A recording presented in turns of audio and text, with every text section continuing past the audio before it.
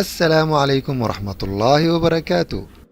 ku soo dhowaada barnaamijkeenii qisooyinka nebiyada iyo qiso cusub. qisadani waxaan uga hadli doonaa nebi idriis calayhi salaam.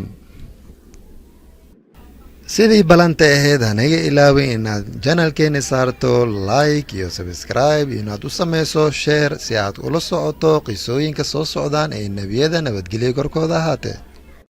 بسم الله الرحمن الرحيم والحمد لله رب العالمين والصلاة والسلام على أشرف الأنبياء والمرسلين. mar labaad iyo barnaamijkeeni qisooyinka nebiyada iyo qisadii saddexaad. qisadani waxaan kaga hadli doonaa nebi idriis calayhi salaam. allah subxaanahu wa tacaala qur-aankiisa ayuu ku xusay weliba wuu ku ammaanay. qaala tacaala واذكر في الكتاب إدريس إنه كان صديقا نبيا ورفعناه مكانا عليا. aayaddan culummadu waxay ku fasireen inay tilmaamayso in nebi idriis alla meel sare u qaaday, meeshaasna ay tahay samada afaraad.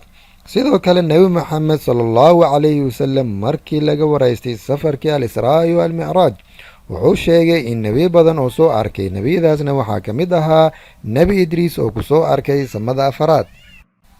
nebi idriis calayhi salaam wuu cibaado badnaa, diintana uu faafin jiray. adduunkana meel badan ayuu u safray si diinta u faafiyo. dadkana wuxuu ugala dardaarmi jiray in alle keligiisa ay caabudaan oo ay wax kale la shirkin. sidoo kale dadka wuxuu bari jiray culuumta nafciga leh sida cilmiga xidigaha iyo xisaabta iyo qoraalka. nebi idriis wuxuu ahaa qofkii ugu horeey oo qalin wax ku qora. sidoo kale wuxuu ahaa qofkii ugu horeey ee dharka tola oona dhar toliin ah xirta. sidoo kale culummada waxay dhaheen wuu tasbiix badnaa. dharka markuu bilaabo tolmadiisa tasbiix ayuu ku bilaabi jiray ilaa uu ka dhammeeya dharkaasi wuu tasbiixinayay. sidoo kale nebi idriis calayhi salaam dadka wuxuu baray sida wax loo beerto iyo guryaha loo dhiso.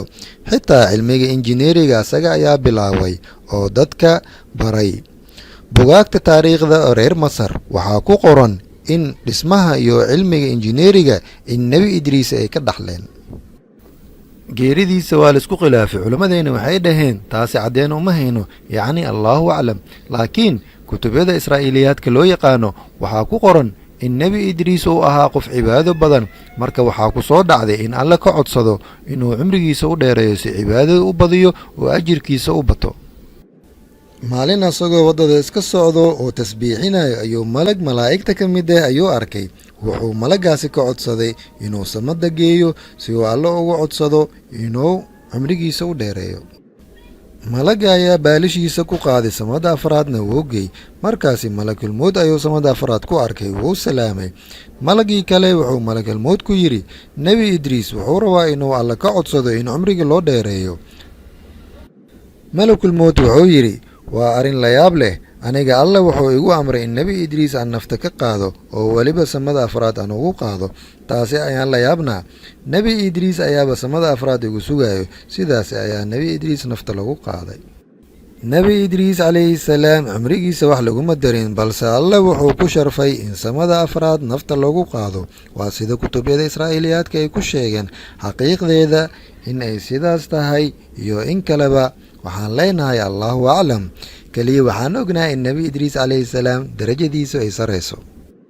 qisada nebiyullaahi idriis calayhi salaam meesha ay ku dhammaatay. qisadeena xigta waa qisada nebiyullaahi huud calayhi salaam.